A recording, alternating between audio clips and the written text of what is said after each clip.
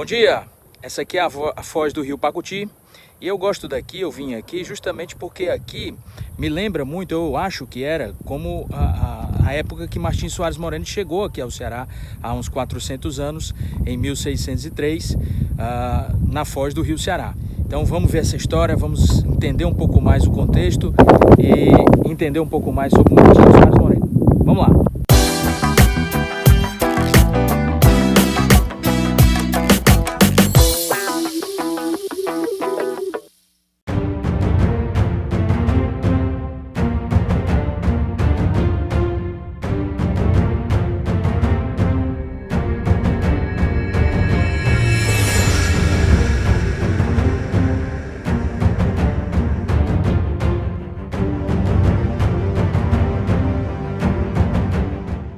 Bom dia, hoje a gente vai falar sobre esse personagem impressionante, incrível, que chama Martim Soares Moreno.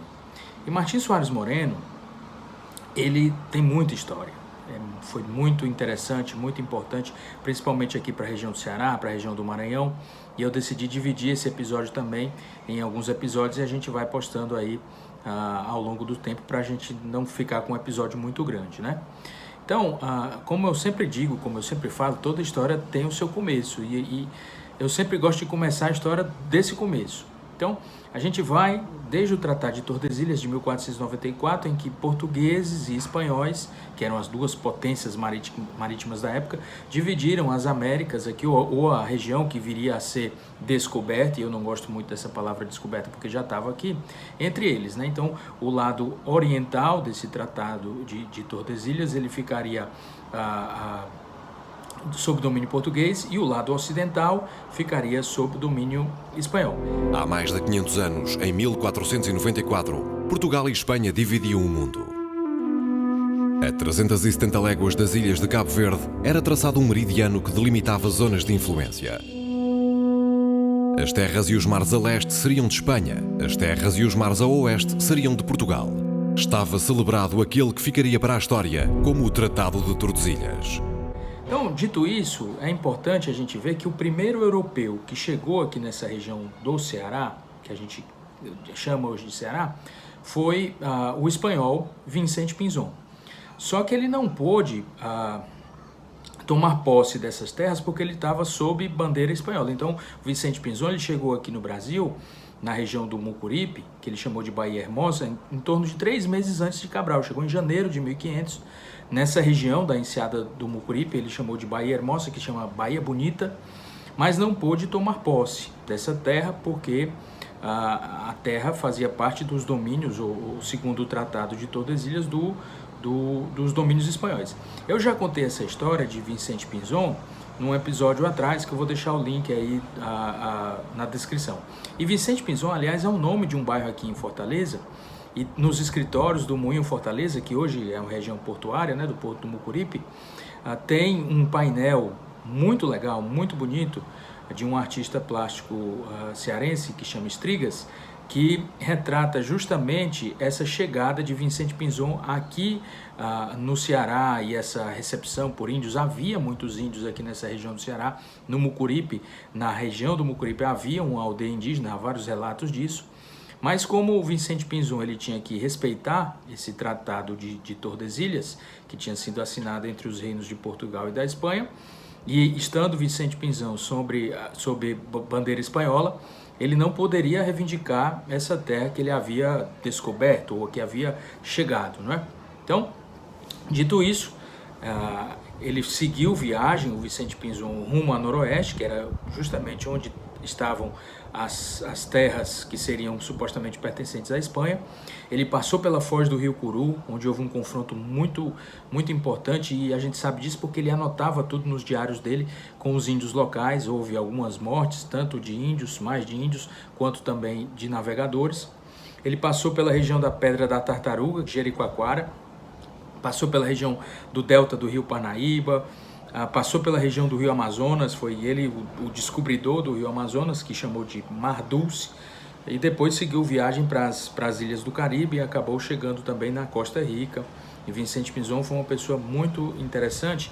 Ele participou inclusive do julgamento de Colombo na Espanha, Existe sempre essa controvérsia entre o Mucuripe e o Cabo do Santo Agostinho, em Pernambuco, porque no julgamento, num desses julgamentos, ele como testemunha falou que tinha chegado no Cabo do Santo Agostinho, mas na verdade, tanto os relatos quanto os seus escritos dão que ele chegou aqui no Mucuripe. Pois bem, em 1580 morreu o rei Dom Sebastião, rei de Portugal, sem deixar herdeiros. Então assumiu um tio dele, o tio dele também não deixou herdeiros e tal, morreu e teve essa confusão. O rei Filipe da Espanha, Filipe II da Espanha, como tinha uns casamentos e tal, fez alguns acordos e assumiu a coroa portuguesa num episódio histórico que a gente chama de União Ibérica, ou seja, a união de Portugal e de Espanha sob a mesma coroa, a coroa de Filipe II da Espanha. Só que Portugal, por exemplo, tinha alguns aliados. A Holanda era um grande aliado econômico de Portugal e a Holanda estava travando lutas contra a própria Espanha. Então, nesse contexto, aqueles aliados de Portugal, depois que houve a União Ibérica, acabaram sendo inimigos, se fossem inimigos da Espanha. Então, é assim que se inicia a história da colonização da capitania do Ceará Grande, que era chamada aqui. A gente tem que lembrar que o Brasil foi descoberto por Pedro Álvares Cabral em 1500.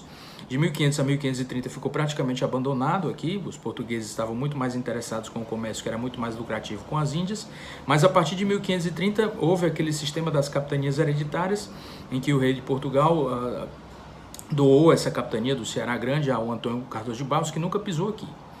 Pois bem, essa região norte do nordeste do Brasil era um litoral bem interessante, e era um litoral que já vinha sendo explorado pelos franceses. Só que não havia nenhum tipo de posto de defesa aqui, porque o posto de defesa mais avançado que os portugueses tinham era na região do Forte dos Reis Magos em Natal. Então foi feita essa expedição, essa bandeira do Pero Coelho de Souza, que saiu justamente da região da Paraíba para chegar aqui na região do Ceará para tentar colonizar essa região, para criar um posto de defesa aqui, um forte de defesa aqui e para expulsar esses franceses, né?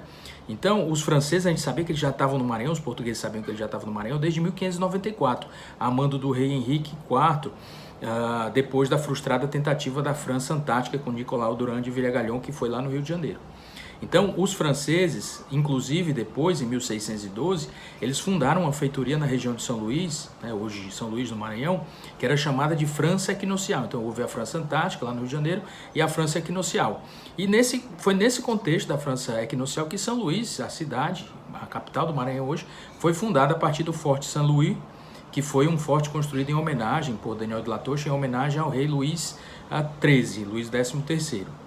Então, tem muitos documentos de outras capitanias, muitas coisas interessantes e que a gente pode estudar os motivos pelos quais os portugueses não ocupavam aqui o litoral do Ceará. Primeiro porque os índios eram tidos como muito ariscos, eram pessoas altas, fortes, e aí há relatos disso, eram pele mais escura, furavam as orelhas, furavam o nariz, colocavam pedras nessa região. As altas temperaturas, né, sempre foi quente aqui, e o mar, que o mar é um bastante bravio, raso, e as correntes e o vento. Quando você vem da Europa para aqui para o Brasil, essas correntes marítimas e o vento da região norte do nordeste do Brasil, eles levam na verdade para o Caribe, e quando na verdade a corrente da região leste do nordeste, Pernambuco, Paraíba, Bahia, essa corrente vai levar justamente para o sul ou para a região da África, né? Então essas foram algumas das razões pelas quais os portugueses não se interessaram muito aqui por essa região do Ceará Grande, né? Mas como é que entra Martim Soares Moreno nesse contexto, né? O episódio é sobre ele, ainda não falei nem muita coisa sobre ele. Então o Martim Soares Moreno é bem interessante a história dele. Ele é chamado por muitos como o colonizador branco, né? O guerreiro branco, principalmente eternizado no romance de José de Alencar, né? Então, o Martim Soares Moreno, ele nasceu talvez em 1586 ou 1585, e aí a gente não sabe muito bem essa data do nascimento dele, numa cidade portuguesa chamada Santiago do Cacém. Essa cidade ela fica na região do Alentejo, ao sul da capital de Portugal, que é Lisboa, né? E aqui eu acho que vale a pena a gente falar um pouco sobre essa região e sobre essa cidade, sobre todo o contexto de Portugal, até para a gente entender até o sobrenome Moreno, né? Então, nessa cidade, que chama Santiago de Cacém, tem um castelo bem interessante, que foi construído na época da dominação moura, a dominação dos povos do norte da África, que acabaram dominando a região da Península Ibérica por bastante tempo. Esse castelo ele foi construído no século XI. Os mouros, eles eram povos do norte da África, eles eram muçulmanos, e eles passaram, não eram árabes, mas passaram mais de 700 anos na região da Península Ibérica. Então, muitos costumes que a gente tem hoje, ou muitas palavras que a gente tem hoje, tanto no português quanto no espanhol, derivam de palavras árabes. Por exemplo, todas as palavras que começam a L, algodão, alicate, alcaide. Quando a gente fala, oxalá isso aconteça, é inshallah, se Deus quiser. O próprio aboio do vaqueiro cearense, aquele alá, boi, deriva do Corão. O fado português também deriva muito da citação do Corão. Então,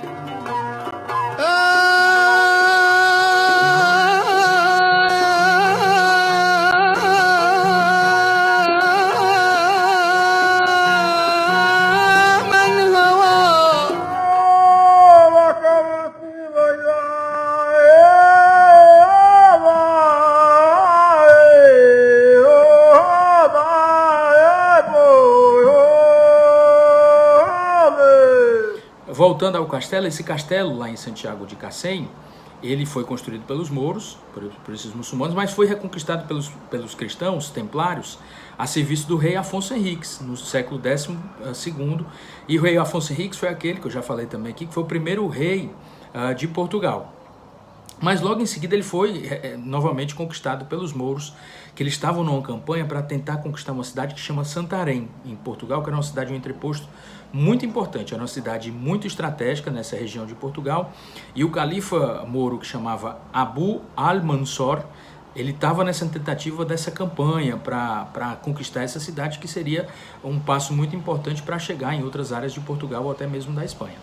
É bom lembrar que o pai do Abu al-Mansur, que era o Abu Yusuf, tentou também essa conquista de Santarém, mas foi derrotado pelo próprio rei Dom Afonso Henriques, que participou pessoalmente das batalhas de Santarém e expulsou os mouros nessa primeira tentativa, né? Inclusive matou o Abu Yusuf. Então, o filho dele, né, o Abu al-Mansur, ele também não conseguiu, igual o pai dele, não conseguiu essa conquista dessa cidade, fez um acordo com os portugueses que estavam lá na época e tal, mas nesse acordo ele conseguiu ficar com essa cidade de Cacém, era chamada Cidade do Cacém. É uma cidade litorânea também, tem uma parte, um litoral que até se assemelha muito ao litoral aqui do Ceará, com areias brancas e tal. Mas Dom Afonso II, que era neto do Dom Afonso Henriques, também rei de Portugal, na campanha de expulsão dos mouros da Península de Portugal e principalmente da Península Ibérica, ele foi lá e tomou a cidade de Cacém com a ajuda dos cavaleiros, não mais os cavaleiros templários, mas os cavaleiros de Santiago, que era uma ordem que havia em Portugal, muito interessante, no século XIII. E aí, por isso, a cidade foi batizada de Santiago do Cacém, por conta desses cavaleiros de Santiago. No castelo hoje, se vocês forem visitar essa cidade, que é muito interessante, é uma cidade pequena, tem um cemitério, dentro do castelo é um cemitério, e provavelmente o Martim Soares Moreno ele está enterrado lá. Moreno, aliás, esse sobrenome dele é um sobrenome que por muito tempo foi muito controverso, porque essa palavra vem justamente de mouro, né? O nome que os portugueses, os espanhóis, eles davam justamente a esses invasores da Península Ibérica, que vieram do norte da África, como eu já falei aqui. Eles não eram árabes, mas eles professavam a religião islâmica e falavam árabe, porque a língua árabe ela conseguiu, através da religião, ser implementada em vários países, principalmente ali do norte da África. Então, os mouros, eles tinham uma pele naturalmente mais escura do que os portugueses e os espanhóis, que descendiam muito dos latinos, dos romanos, e também tinham a descendência dos visigodos, aquele povo que vive ali na França, na Alemanha e tal. E os mouros tinham a descendência dos berberes, né? Então, essa diferença de coloração de pele, essa diferença cultural, fazia com que houvesse algum tipo de discriminação de ambos os lados. Mas com 700 anos de dominação, claro que houve alguma miscigenação. E nasciam pessoas que eram filhas de portugueses com mouros, né, ou de espanhóis com mouros. Essas pessoas não tinham uma pele tão escura, mas eram chamadas de morenas, justamente para lembrar aqueles que eram cristãos, na época, dessa descendência moura, que essas pessoas tinham, ou seja, descendência muçulmana, principalmente na época da Inquisição. Então, nesse contexto, o Martim Soares Moreno, ele tinha sim uma pele mais escura, porque provavelmente ele tinha uma descendência moura. E ele era filho dos portugueses que chamavam Martins de Loures Moreno, e a mãe dele chamava Paula Ferreira Soares. O tio dele tinha alguma influência e tinha alguma condição financeira, que chamava Diogo de Loures Moreno. E o tio dele foi um dos principais responsáveis pela vinda de Martim Soares Moreno aqui ao Brasil. E ele escreveu, o Diogo de Loures Moreno, o tio dele, nas suas memórias, o seguinte sobre o Martim Soares Moreno. Ele diz assim, com o português da época, né, que é muito interessante. Ele diz, muito pequeno, havia mandado com Pero Coelho de Souza para que, servindo naquela entrada, aprendesse a língua dos índios e seus costumes, dando-se com eles e fazendo-se muito familiar, seu parente ou compadre, como eles próprios dizem. Então, por essas palavras do tio dele, do Diogo Moreno, a gente já percebe que Martim Soares Moreno ele tinha essa capacidade de fazer essas amizades, principalmente com os povos pré-colombianos que moravam aqui na região que a gente hoje chama como Ceará. Então, por conta desse tio dele, na companhia desse tio dele, que era sargento-mor na época, o Diogo de Campos Moreno, é que o Martim Soares Moreno resolveu vir para o Brasil pela primeira vez. Ele atravessou o Atlântico por 6 vezes. Isso é são muitas vezes naquela época em que a navegação era bem complicada. Então ele veio a mando do governador do Brasil e Diogo, com Martins Moreno, atravessaram, ou singraram, né, como eu adoro essa palavra, o Oceano Atlântico rumo à colônia portuguesa aqui na América, né, que era uma aventura completa, né, de navegação. Então, eles chegaram aqui na região hoje de Pernambuco em 1602 ou 1603 e, como eu tinha falado antes, o posto de soberania militar mais avançado na época era o Forte dos Rei Magos, que fica na foz do Rio Potengi, onde atualmente fica a cidade, ou próximo da cidade de Natal, no Rio Grande do Norte, capital do Rio Grande do Norte. Então, esse forte é interessante porque ele tinha como capitão-mor o mameluco, porque já era essa miscigenação também do português com o índio e tal, o Jerônimo de Albuquerque. E Jerônimo de Albuquerque vai ser uma figura muito importante, principalmente na conquista do Maranhão, na reconquista do Maranhão com os franceses. Então, o Martim Soares Moreno ele veio nessa viagem e tinha apenas 17 anos. E tão logo chegou aqui no Brasil, ele foi designado para ir na bandeira, na missão de Pero Coelho de Souza, que viria justamente tentar montar esse forte aqui na região do Ceará, para que ficasse um ponto mais avançado de defesa, para que também fosse um trampolim para atacar os franceses que estavam já no Maranhão. Então, Martim Soares Moreno, em 1603, desembarcou aqui no Ceará, pisou nos solos que a gente chama de cearenses hoje pela primeira vez. Como eu falei, ele tinha em torno de 17 ou 18 anos e veio como ajudante justamente nessa bandeira de Pero Coelho de Souza. Pero Coelho de Souza, que era marido da dona Maria Tomásia, que é nome de rua hoje aqui em Fortaleza. Pero Coelho de Souza, se eu não me engano, era açoriano, da Ilha dos Açores. Então eles vieram justamente de Pernambuco e do Rio Grande do Norte para tentar fazer essa defesa desses territórios aqui do norte, do Ceará até o Maranhão, combatendo, se necessário fosse, os franceses. E bom a gente lembrar que as dimensões eram muito grandes, como continuam a ser. A distância, por exemplo, aqui de Fortaleza até São Luís do Maranhão é de mais de 1.000 quilômetros, né? Então você vê a quantidade de litoral, a quantidade de área que eles tinham que defender. Então, o Pero Coelho de Souza veio aqui com sua expedição, sua bandeira, e fundou ali nas margens do Rio Ceará, na margem direita do Rio Ceará, um fortinho que chamou Fortinho de Santiago. Até hoje é o Marco Zero de Fortaleza, a região próxima, ali onde ele formou, que foi uma doação da Espanha, esse Marco Zero aqui na Barra do Ceará, né? Então, ele tentou apaziguar os índios, tentou fazer algumas concessões, né? Construiu o forte, construiu algumas casas, mas em 1505 e 1506 houve a primeira seca severa registrada aqui no Ceará. Ceará é um estado seco, mas a primeira vez que isso foi registrado oficialmente foi em 1505, 1506, justamente por Pero Coelho de Souza. Então, houve problemas com escassez de água, escassez de alimentos. Muitos dos portugueses que vieram acabaram desertando. Ele pediu reforços através de cartas. Os reforços nunca chegaram da coroa portuguesa.